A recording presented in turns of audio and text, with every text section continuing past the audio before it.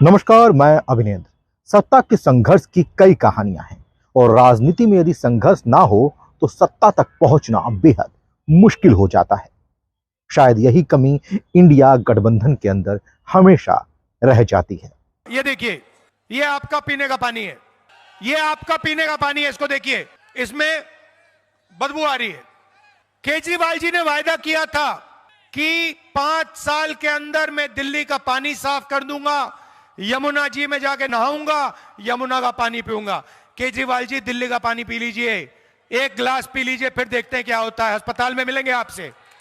जहां संघर्ष रणनीति बनाने की ओर कम और वर्चस्व को कायम रखने की ज्यादा हो जाती है, वो वर्चस्व जिसकी नींव लगातार कमजोर होती जा रही है। कहते हैं मैं गरीबों की राजनीति करूंगा, मैं कमजोर वर्गों की राजनीति करूंगा। वैगन आर में आए, स्वेटर पहने, खंबे पे चढ़ गए, फिर खंबे से उतरे और सीधा शीश महल के अंदर गए। तो वहीं भारतीय जनता पार्टी केवल सटीक रणनीति ही नहीं बल्कि सत्ता के ताकत की नीति को बनाने में संघर्ष को नहीं छोड़ती, भले ही दूसरे रंग को अपने रंग में रंगना ही क्यों ना पड़े। कांग्रेस एक के बाद एक अपने सहयोगियों को खत्म कर रही है और इनका तरीका भी बड़ा मजेदार है।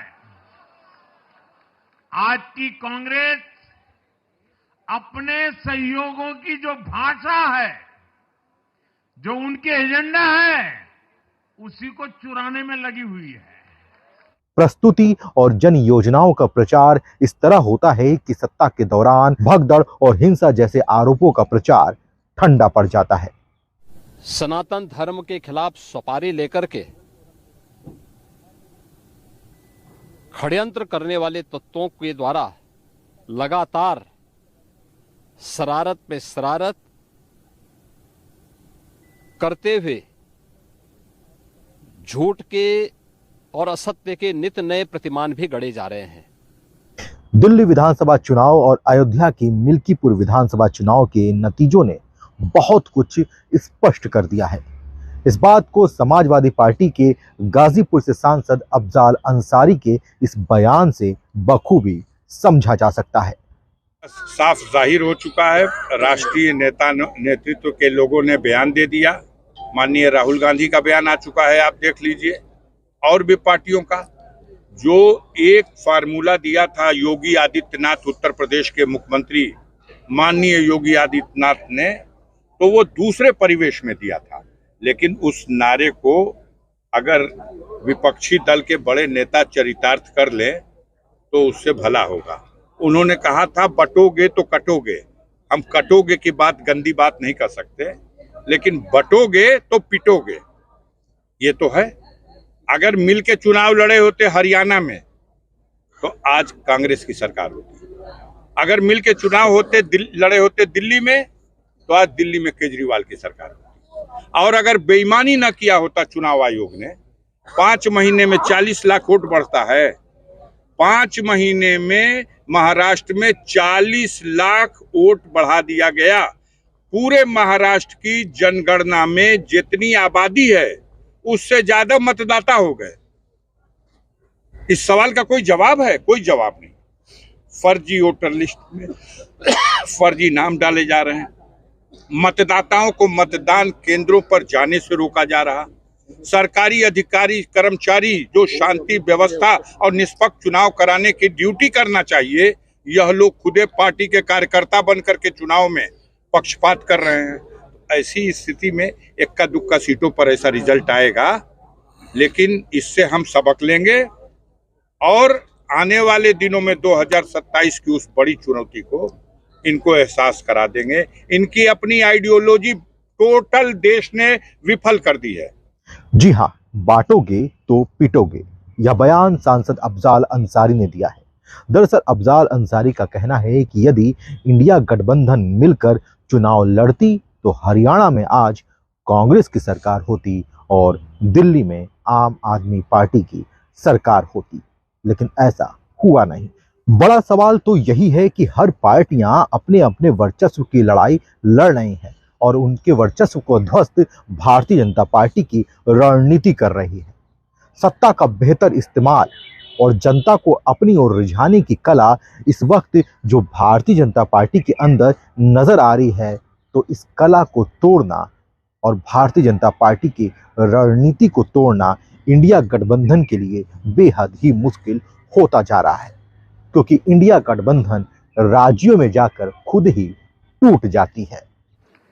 यूपी में कांग्रेस उस वोट बैंक को छीनने की कोशिश कर रही है जिस पर समाजवादी पार्टी और बीएसपी अपना हक मानती थी। मुलायम सिंह जी इसको बराबर समझ गए थे।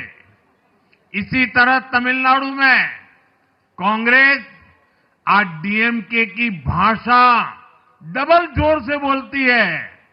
उनको डीएमके के वोटर को लुभाना करके खुद की हैसियत बनानी है।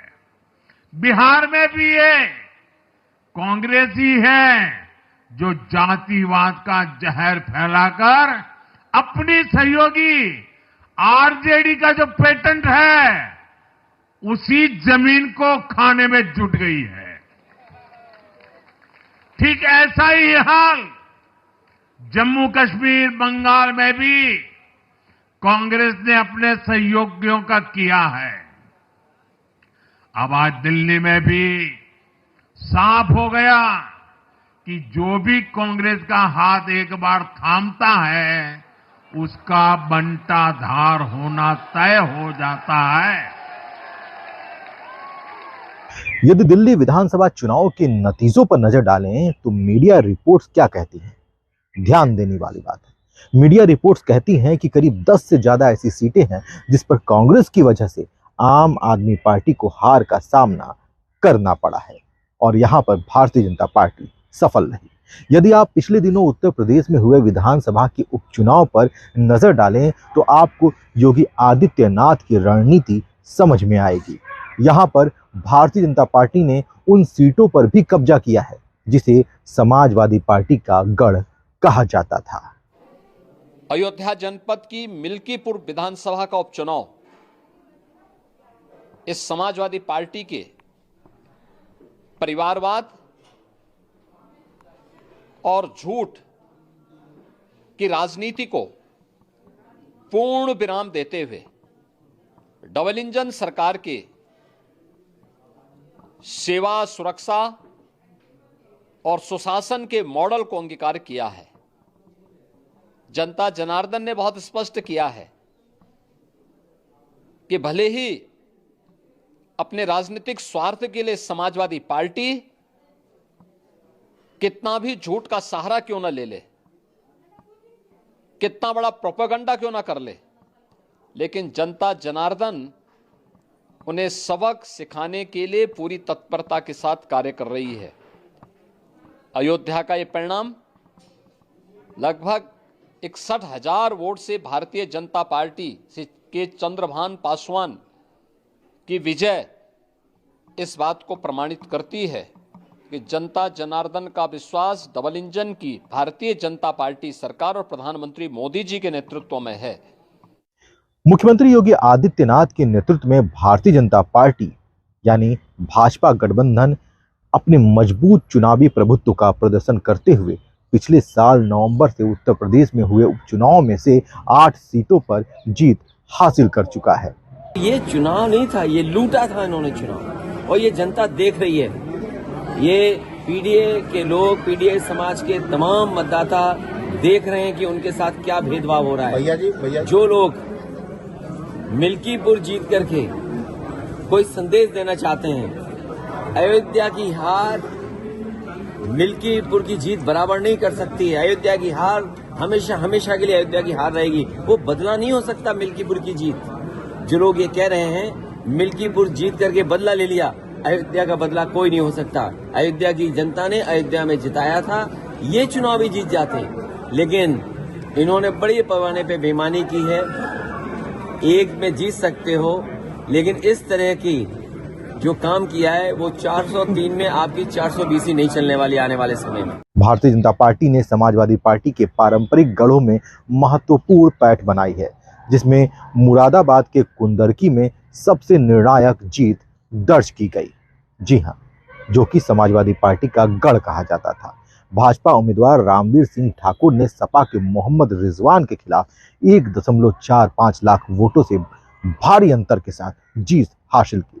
शनिवार को मिल्कीपुर से विजय हुए चंद्रभानु पासवान ने भी 61,710 वोटों से अपनी बढ़त बनाई। इसी तरह पिछले दिनों गाजियाबाद भाजपा नगर अध्यक्ष संजीव शर्मा ने 69,351 वोटों के अंतर से विजय प्राप्त की थी। भाजपा ने कटहेरी में जीत हासिल करके 3 दशक पुराना रिकॉर्ड भी तोड़ा था, जहां धर्मराज निषाद ने सपा की शोभावती वर्मा को 34,514 वोटों से हराया था। गठबंधन की सफलता मुजफ्फरनगर के मीरापुर विधानसभा क्षेत्र तक भी पहुंच गई, जहां भाजपा के गठबंधन सहयोगी रालोद ने सीट पर अपना कब्जा किया, जीत हासिल की। राजनीति के जानकारों ने इस व्यापक जीत का श्रेय मतदाताओं द्वारा योगी आदित्यनाथ के शासन मॉडल को दिए गए समर्थन को दिया है। ऐसा कहा जा रहा है, जिसमें कानून और व्यवस्था में सुधार और कल्याणकारी योजनाओं के सफल क्रियान्वयन को विशेष रूप से शामिल किया गया है। जी हां, जानकारों का मानना है कि ये नतीजे उत्तर प्रदेश के राजनीतिक परिदृश्य में एक महत्वपूर्ण बदलाव को दर्शाते हैं, जिसमें भाजपा ने कई पारंपरिक गढ़ों में सपा के प्रभुत्व को खत्म कर दिया है। जानकारों ने कहा है कि मिल्कीपुर में जीत ने राज्य में भाजपा के बढ़ते प्रभाव को और मजबूत किया है। अलीगढ़ के खैर विधानसभा क्षेत्र में जहां नवंबर में चुनाव हुए थे, जी हां, वहां पर भाजपा उम्मीदवार सुरेंद्र दिलेर ने सपा के चारू कैन को हरा दिया था। जनता का जो भी निर्णय है, जनता का जो भी फैसला है, उसे हम पूरी विनम्रता के साथ स्वीकार करते हैं। जनता का निर्णय सर माथे पर। मैं भारतीय जनता पार्टी को इस जीत के लिए बहुत बहुत बधाई देता हूं और मैं उम्मीद करता हूं कि जिस उम्मीद के साथ और जिस आशा के साथ लोगों ने उनको बहुमत दिया है, वो उन सभी उम्मीदों और आशाओं पे पूरा उतरेंगे। विपक्ष ने भारतीय जनता पार्टी की सरकार पर कई गंभीर आरोप लगाए, जैसे ब्यूरोक्रेट्स का हावी होना, हिंसा का बढ़ावा देना, धर्म की राजनीति कर जनता को गुमराह करना, अव्यवस्था की वजह से भगदड़ होना और कईयों की मृत्यु हो जाना और मृतकों के आंकड़ों को छिपाना, महंगाई पर काबू ना पाना, बेरोजगारी की वजह से युवाओं का पलायन होना, विदेश नीति में फेल होना और हिंसा ना रुकने की वजह से मणिपुर के मुख्यमंत्री का इस्तीफा देना। ये बड़े आरोप हैं जो विपक्ष ने भारतीय जनता पार्टी की सरकार पर लगाए हैं। हम विश्व गुरु हैं और अमेरिका ने क्या क्या हशर कर दिया विश्व गुरु का। हमारे नागरिकों को, भारत के नागरिकों को हाथ में हथकड़ी, पैर में बेड़ी, कमर में रस्सी बांध के भेज दिया। हम विश्व गुरु हैं और भारत का पासपोर्ट 85वें नंबर पे, 85 नंबर पे चला गया। हम विश्व गुरु हैं। भारत की मुद्रा रुपया 86 रुपया डॉलर हो गया। हम विश्व गुरु हैं। अमेरिका अपने शपथ ग्रहण समारोह में हमें निमंत्रण नहीं दे रहा। हमारे कारिंदों को, हमारे कारपोरेट घरानों के लोगों को अपने शपथ ग्रहण समारोह का कार्ड दे के बुलाता है, सम्मानित ढंग से बैठाता है। हम विश्व गुरु हैं और जिसे हमने डिक्लेयर कर रखा है कि ये देशद्रोही है, हमारा ये देश के खिलाफ षड्यंत्र करने वाला है, वो ट्रंप के शपथ ग्रहण समारोह में निमंत्रण मिलता है, कुर्सी पे जाके बैठता है। कैसा विश्व गुरु। ये खोखला आप मीडिया के साथी, जो गोदी मीडिया के लोग हैं, इनको हमारी एक सलाह है, आप लोगों से बड़ा इनाम मिलेगा। विश्व गुरु कहना पुराना नारा हो गया, अब इनको ब्रह्मांड गुरु कह दीजिए। यूनिवर्स गुरु हैं, लेकिन ये यूनिवर्स गुरु उस समस्या का समाधान करें जो इस देश की जनता के सामने, देश की जनता का जीना दूभर हो गया है। महंगाई, बेरोजगारी, भ्रष्टाचार, लूट, अंधेर, इस समस्या का समाधान करें। लेकिन इन आरोपों के बाद भी क्या हुआ? बड़ा सवाल तो यही है कि जनता का मत जिसके साथ है वही सबसे मजबूत है। यदि राजनीति के सहारे जनता की सेवा ईमानदारी से करनी है तो इस सवाल का जवाब विपक्ष को ढूंढना ही पड़ेगा। इंडिया गठबंधन मजबूत होगा नहीं, लेकिन हरियाणा में इंडिया गठबंधन और मजबूत होगा। हम और आप लोग अपनी कई बार हार से बहुत कुछ सीखते हैं। हार से सीखना ही आने वाले समय के लिए रास्ता बनाता है। और सच्चाई तो ये पत्रकार साथियों, अगर आपको याद हो, चुनाव शुरू होने से पहले मिल्कीपुर का मैंने कहा था कि पत्रकार साथियों आपको जरूर आना चाहिए। ये महाकुंभ की तरह 144 वर्षों बाद ये उपचुनाव हुआ है। ऐसा उपचुनाव आपको 144 साल बाद ही देखने को मिलेगा। आपने ये मौका, आपसे ये मौका खो दिया, चूक गया।